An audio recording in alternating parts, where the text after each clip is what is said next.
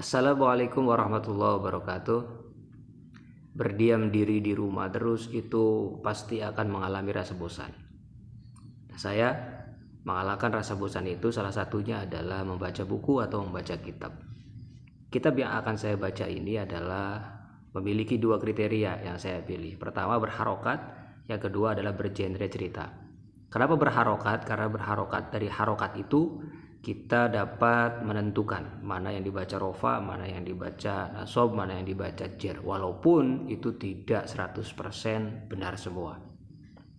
Paling tidak ini bisa menjadi pembelajaran ketika nanti kita membaca kitab yang tidak ada harokatnya. Nah, kenapa bergenre cerita? Karena cerita itu memiliki alur. Jadi untuk membaca jalan ceritanya itu sedikit mudah. Akhirnya saya pilih dua kriteria itu.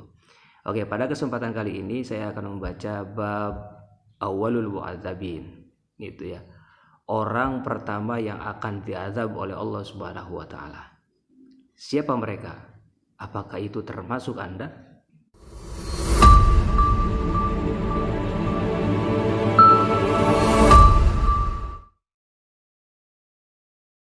Baik, bab pertama seperti yang saya sebutkan, awalul mu'adzabin, orang-orang pertama yang akan diazab oleh Allah Subhanahu wa taala. Mari kita baca sama-sama. Bagi teman-teman yang ingin memiliki bukunya, silakan komen aja ya.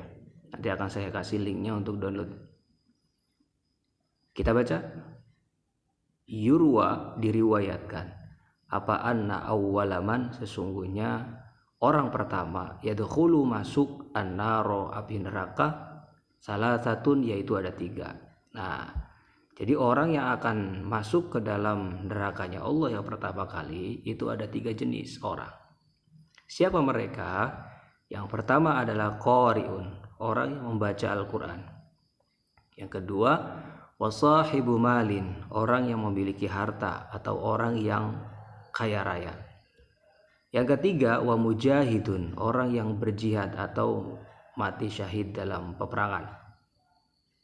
Kenapa mereka tiga orang ini akan dimasukkan ke dalam nerakanya Allah Subhanahu wa taala pertama kali? Ini ada kisah yang sangat menarik.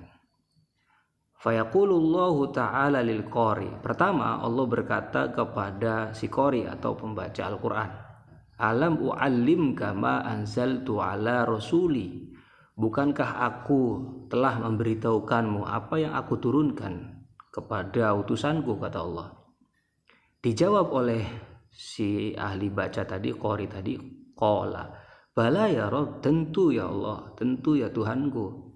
Dijawab lagi sama Allah, Allah bertanya, qala famadza amilta fima alimta, lalu apa yang kamu lakukan dengan apa yang kamu ketahui? Dijawablah oleh si qari tadi, qala kuntu aqumu bihi ana al-laili wa ana an-nahar.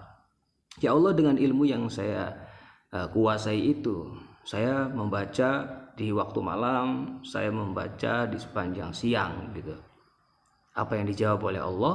Fayaqulullahu ta'ala lahu, Allah berkata kepadanya, kadzabta, kamu bohong gitu. Bohong kamu. Kenapa bisa bohong? Allah menjelaskan, bal aradta ayyuqala, akan tetapi kamu ingin disebut inna fulanan qari'un, kamu tuh pengen disebut-sebut sebagai orang yang ahli membaca Al-Quran, bukan benar-benar ingin membaca Al-Quran itu sendiri karena Allah. Waqad qila dzaka, dan kejadiannya memang demikian. Si qari tadi ketika membaca Al-Quran banyak orang yang menyanjung, bacaannya bagus, suaranya bagus, makharijul hurufnya bagus dan sebagainya. Nah, itu yang pertama. Kita lanjut yang kedua. Tadi siapa yang kedua? Sahibul mal atau pemilik harta, orang yang kaya raya. Wa yu'ta, didatangkan, bisahibil mali, orang yang memiliki harta. Fayaqulullahu ta'ala, Allah Allah berkata kepadanya, alam uwasi alaika hatta lam ada'ka tahtaju ila ahadin, bukankah aku sudah meluaskan rizkimu, melapangkan rizkimu, sehingga aku tidak memintamu untuk meminta bantuan kepada seorang pun gitu ya. Qala, berkatalah si sahibul mal tadi, qala bala ya Rabb, tentu ya Allah. Allah kemudian bertanya, qala famadza amilta fima ataituka. Allah bertanya, lalu apa yang kamu lakukan dengan apa yang aku beri kepadamu? Dijawab oleh orang tersebut, qala kuntu asilur rahimah wa atasaddaqu. Ya Allah, dengan harta yang kamu berikan kepadaku, saya menyambung silaturahim, kemudian saya bersedekah. Dijawab oleh orang tersebut seperti itu. Tapi apa jawaban Allah? Fayaqulu Allahu kadzabta. Allah berkata, kamu bohong. Bal aradta ayyuqala fulanun jawadun. Akan tetapi kamu ingin disebut-sebut sebagai orang yang dermawan, orang yang pandai bersilaturahim gitu ya. Bukan karena Allah Subhanahu wa taala. Faqad qila dzaka. Dan ini benar-benar terjadi dalam kehidupan si sahibul mal tadi. Orang banyak menyanjung, oh kamu dermawan ya, kamu baik hati ya, dan sebagainya.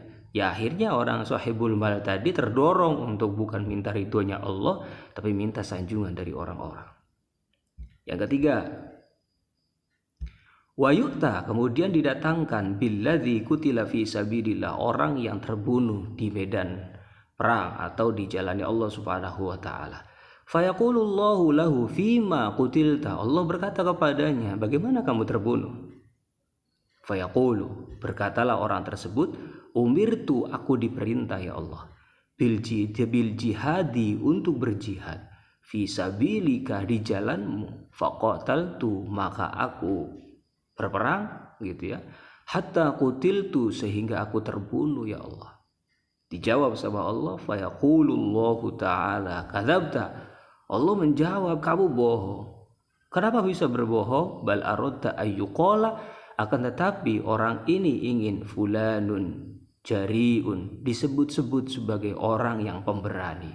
Jihad, dia berani, pengen disebut sebagai orang yang pemberani. Bukan karena ingin ridhonya Allah Subhanahu wa taala, padahal jihad yang baik adalah meminta ridhonya Allah Subhanahu wa taala karena membela agama Allah.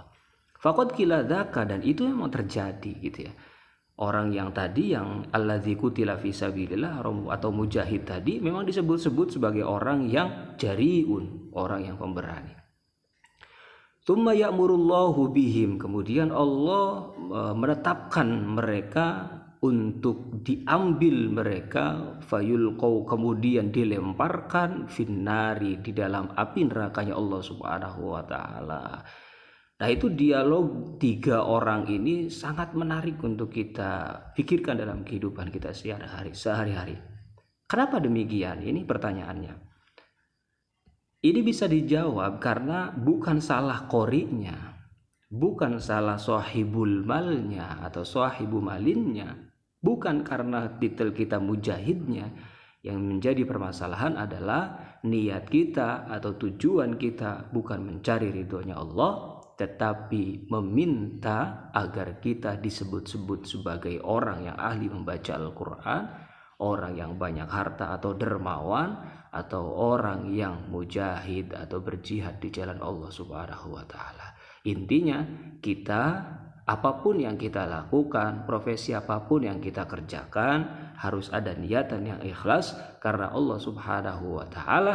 Itu yang akan menghindarkan diri kita akan dimasukkan ke dalam nerakanya Allah Subhanahu wa taala. Naudzubillahi min dzalik. Mudah-mudahan apapun yang kita lakukan pada hari ini dan yang akan datang, niatkan bahwa itu adalah niat karena Allah Subhanahu wa taala, bukan karena apapun, bukan karena kedudukan apapun, bukan karena ingin disebut-sebut sebagai orang ini, orang itu, orang ini, orang itu, tetapi niat kita, tujuan kita adalah mencari ridhonya Allah Subhanahu wa taala. Mudah-mudahan ini bermanfaat. Akhirul kalam, wassalamualaikum warahmatullahi wabarakatuh.